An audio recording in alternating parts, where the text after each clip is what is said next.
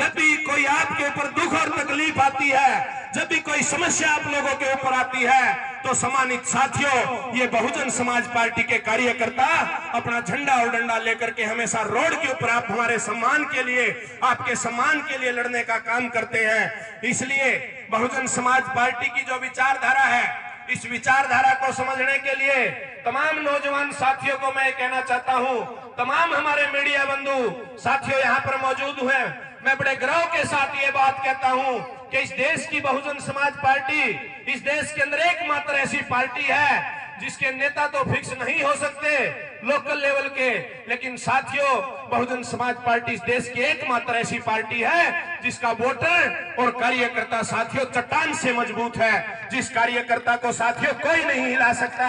इसलिए वर्तमान समय की जो राजनीतिक परिस्थितियां हैं, जिन परिस्थितियों के अंदर सम्मानित साथियों आदरणीय बहन कुमारी मायावती जी ने मुझे प्रदेश का अध्यक्ष बनाया और आदरणीय बहन जी ने कहा कि आपको एक कार्यकर्ता बनके हर गरीब के दरवाजे के ऊपर जाकर के हर पार्टी के संगठन को, अपनी पार्टी के संगठन को मजबूत करने के लिए प्रत्येक विधानसभा के अंदर जाकर के, प्रत्येक सेक्टर और बूथ के ऊपर जाकर के संगठन की जांच करके संगठन में आदरणीय बहन कुमारी मायावती जी ने सम्मानित साथियों बहुजन समाज पार्टी के संगठन में सम्मानित साथियों नौजवान साथियों के लिए 50% वैकेंसियां आदरणीय बहन कुमारी मायावती जी ने निकालने का कार्य किया है। सम्मानित नौजवान साथियों, आप लोगों को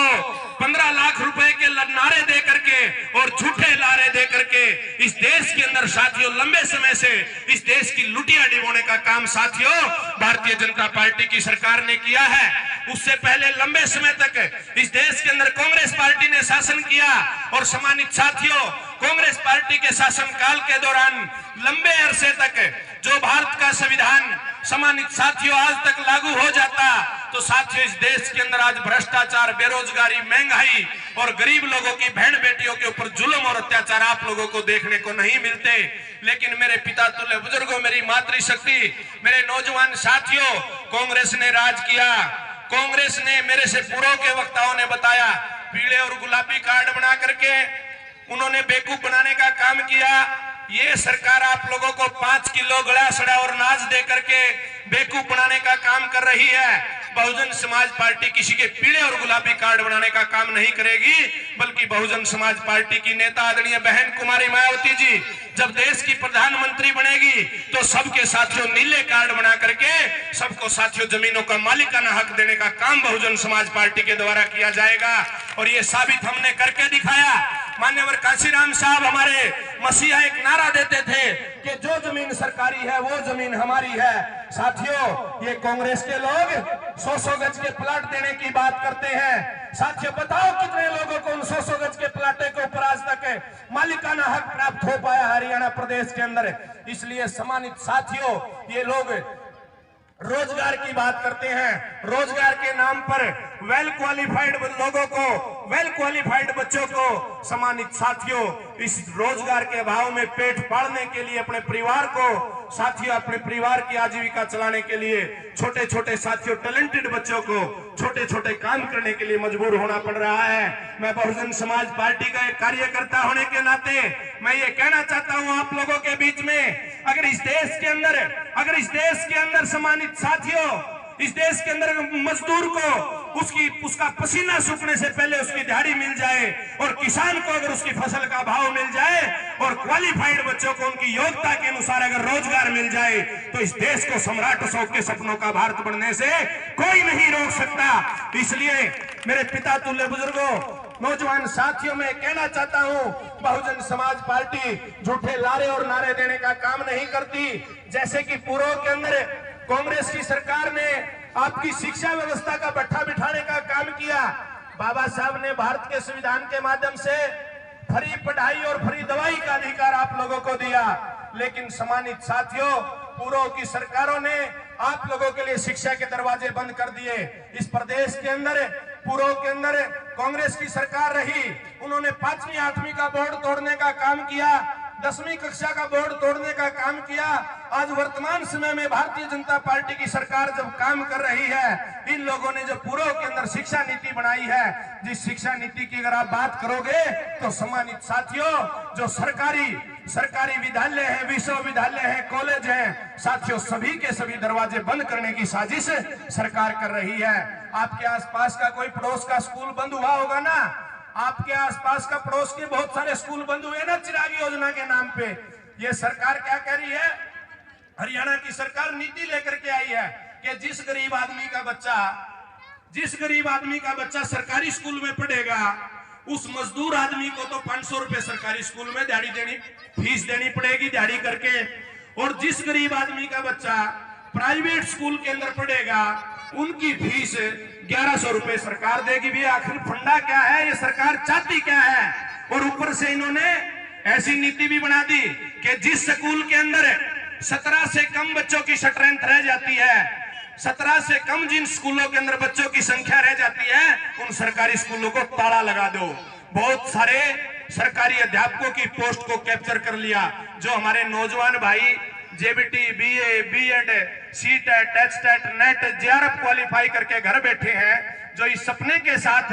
मेहनत कर रहे हैं, जिनके माँ बाप ने दिहाड़ी मजदूरी रह करके, सीरी रह करके, अंगूठा लगा करके उनको यूनिवर्सिटी में पढ़ने के लिए भेजा है, और जो बच्चे आज नेट जेआरएफ क्वालिफाइड हैं, जिनका ये सपना है कि हम कॉलेज और यूनिवर्सिटी के अंदर प्रोफेसर बनेंगे, तो सम्मानित साथियों, अगर ये नीतियां सरकार की ऐसे ही चलती रही तो कैसे उस गरीब माँ बाप का सपना पूरा होगा? कैसे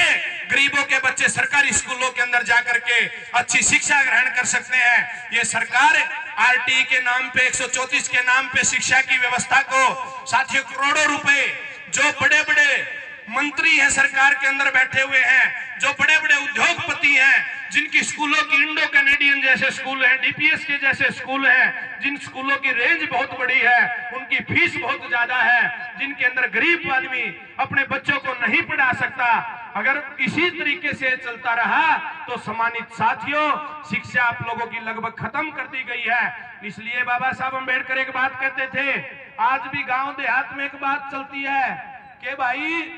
इस धरती के ऊपर है ना सारी चीज बंट सके हैं। एक बाप का अगर 4 बेटे हैं, उसके पिताजी का 4 किले जमीन है, तो सम्मानित साथियों सभी के एक एक किला जमीन बांट आएगी ना सबके एक किला बांटा जमीन। लेकिन हमारे बुजुर्ग साथियों आज भी एक बात कहते हैं कि इस धरती के ऊपर